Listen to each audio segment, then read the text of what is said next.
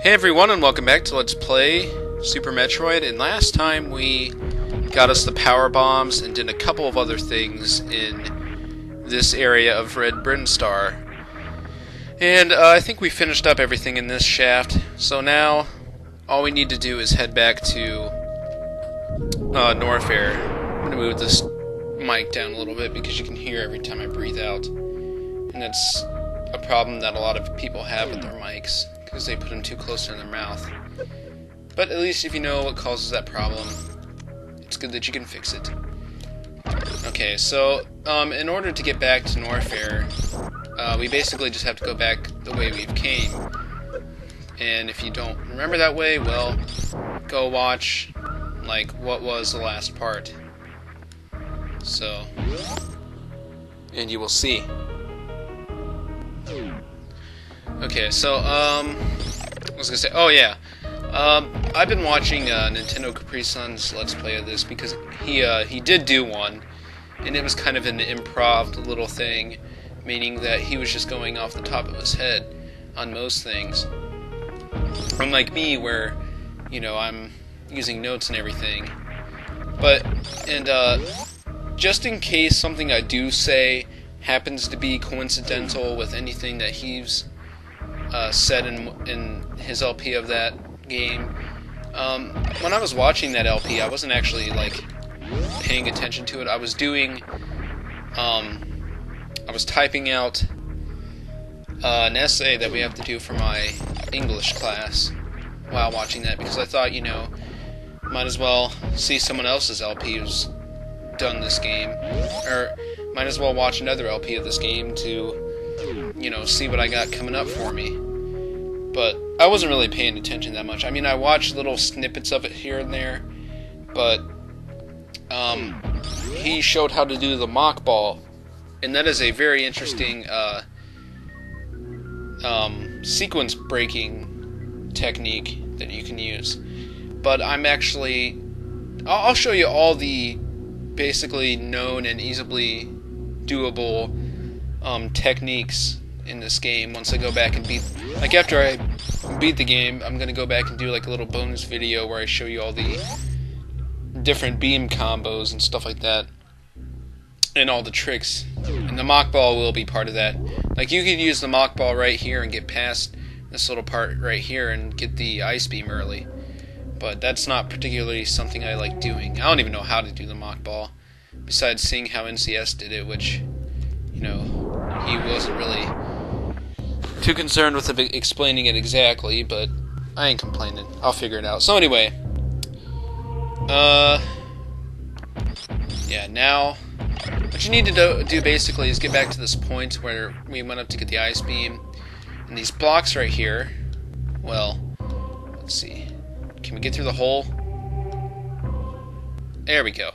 These blocks that were right here, you actually have to have the power bombs to get through. So that's what you need to do after you get the power bombs. Like I said, so you need the Varia suit to get the speed boost, you need the speed boost to get the ice beam, and then you need the ice beam to get the power bombs, and then you need the power bombs to get to this point in Norfair where we will pick up an item that will give us access to the next area. Ah, crap. There is a, oh, and by the way, those enemies that we killed in the shaft down this way, those little red flying enemies, we'll see them here in a little bit, but those are actually Mila's, and I was too kind of, you know, distracted to mention that. But anyway, so there's a very tricky, very slightly complicated missile expansion in this room. And the only thing that makes it complicated is these stinking platforms that are crumbly and they disappear. And it's really annoying. But if we can just get back up here, what you need to do is, as soon as you walk into this room, be careful and don't go off the edge. Just shoot towards the wall, and you will reveal a missile tank. Now, to actually get that, we need to make... I screwed up. You actually need to make a good jump from the one crumbly block to get up there. Okay, come on. Do a space jump. Actually, I don't even know if these flip jumps are called space jumps, but that's what I call them. Because the space jump is actually the upgrade that lets you jump infinitely in the air, as was first seen in Metroid 2. Okay, let's try this again. Okay. Oh, shit. Oh, I'm not timing those jumps right.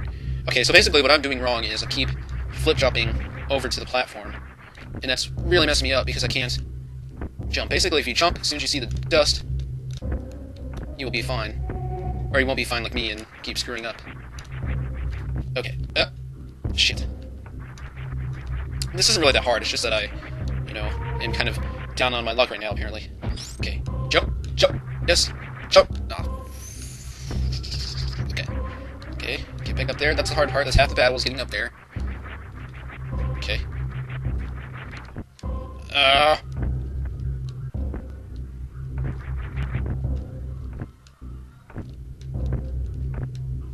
I can't do this.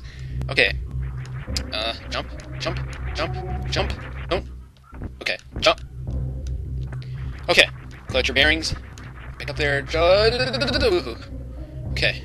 I can do a save state right here. I'm already up to 7 minutes and I've done crap in this video. Get it!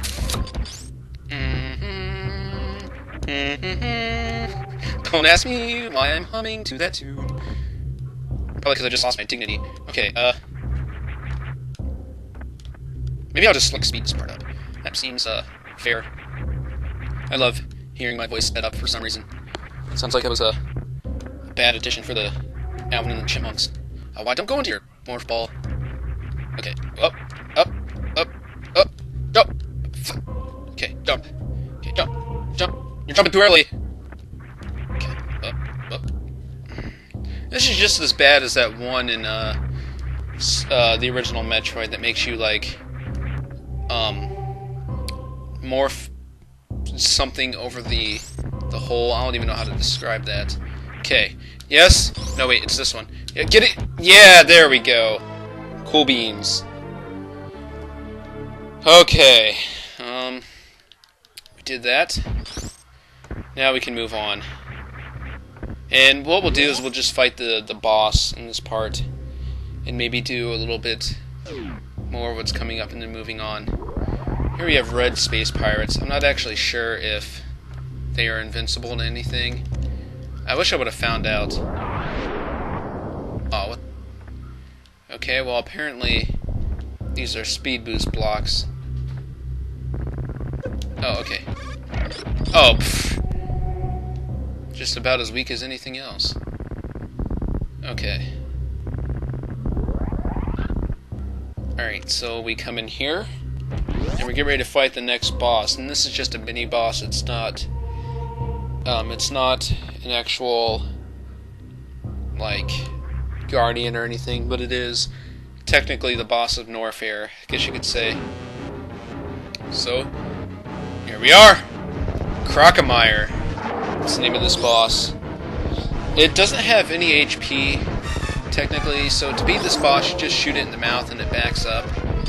And the reason it does that is because there's actually a platform that you can back it up onto, and it'll fall into something and die. So that's what you want to do. But so your charged beam, on average, will make it walk back 2 steps. A missile will just make it walk back 1 step, and then a super missile will make it go back 3 steps. Now, beware, because the power bombs will generally piss this guy off. So let's go ahead and see that. Yeah. So you lay a power bomb, and then he just does this maniacal charge at you. It's like, bitch, you did not just lay a power bomb. No, I don't think that Crocomire would say that. It'd be like, power bomb, or something like that. So, I read in the wiki about this boss that, in the manga of Super Metroid, that there was actually one where Samus was jumping up on... It jumped up on Crocomire's head. Or Samus is not an it. But she jumped up on top of Crocomire's head and was observing how circular his eyeballs were. And she was admiring that fact. She is observant, much as me. And that kind of reminded me that when I read that, I was like, Now that reminds me of something that Nintendo Capri Sun would say. I'd be like, look how spherical those eyes are, perfectly spherical. Okay, so this platform, you back Crocomire up onto that, he sinks into the lava, and dies a very slow, painful death as its skin slowly melts off the bone, causing Crocomire tremendous pain.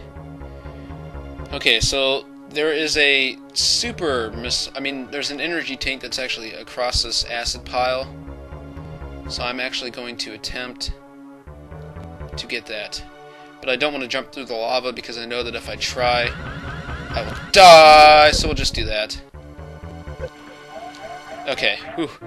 Got the energy tank. And it's a good thing that energy tanks refill all of your health, or else I probably would have been in a little bit of danger there. Okay, but now we have to actually endure the acid. This is actually acid. Like, you can tell what's acid and what's lava. And this stuff right here is like acid. The other stuff is just lava. Okay, so come over here to the spike wall. You can see bubbles traveling along the bottom, indicating that something is moving over towards this way. But you come over here and... holy shit! Part 2! Kill it! Oh. It was just a skeleton and it died. Yeah, so that's the end of Crocomire, and its skeleton will stay here forever, which is very interesting. And the sound it makes sounds like Dry Bones a little bit from Super Mario World. So, I don't know, I guess you could compare the two. They're both like dinosaur creatures. So, that would make sense. Can you freeze those guys up there? I don't know what those ones are called, those rippers, but you can actually grapple onto those. Whoops, I didn't just spoil something, so just disregard what I just said.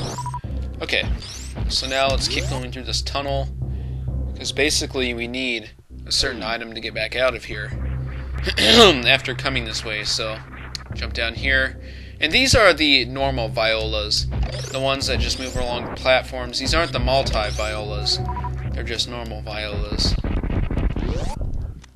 But just like the red ones, only they're stationary and they, you know, I don't know if they take less hits or not, but not that I really care to know anyway.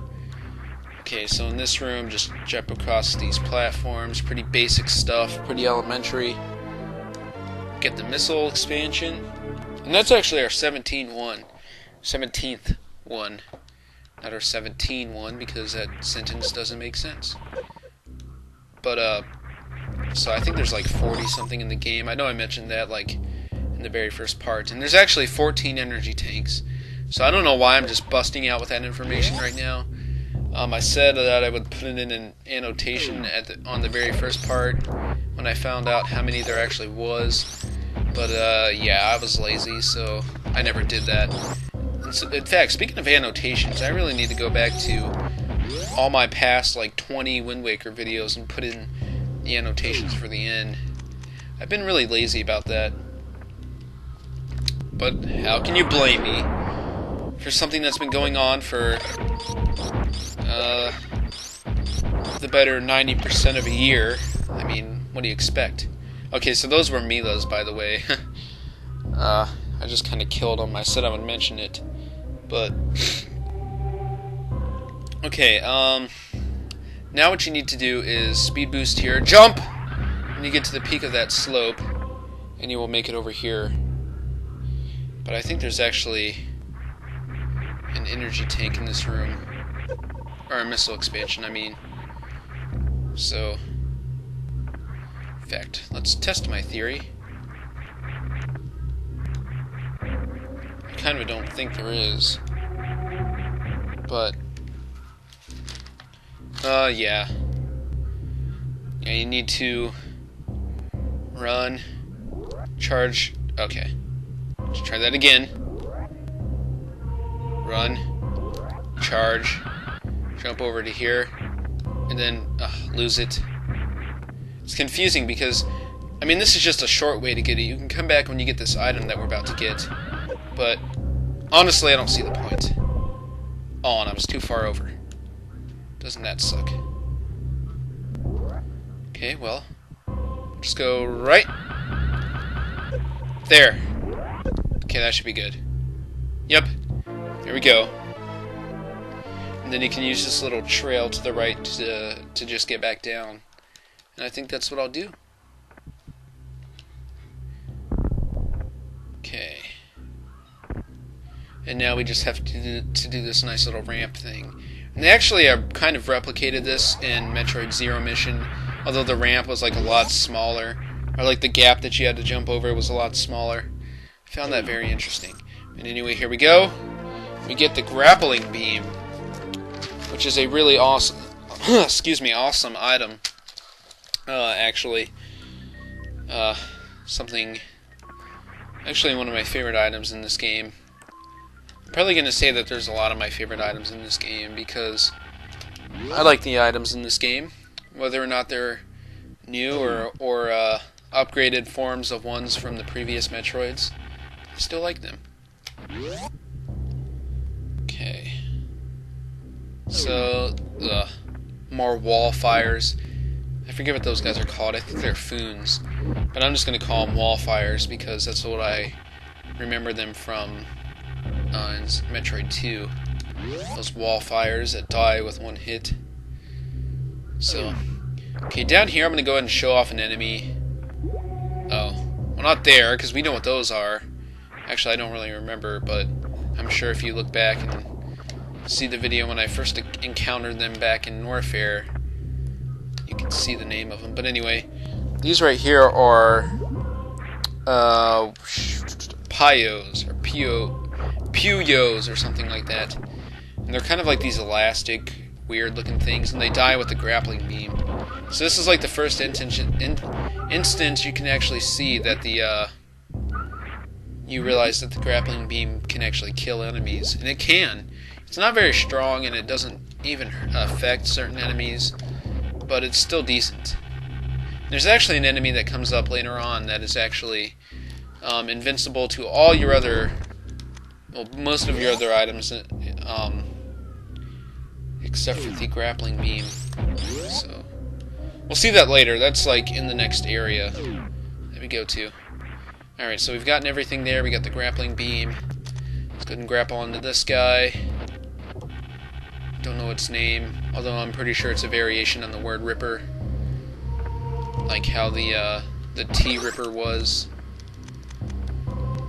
Okay, we actually have to jump from this to grapple onto him, so we can get a good vantage point. Let's swing over here, and in this room we find the Power Bomb expansion. Not the Power Bomb, because we've already gotten the Power Bomb.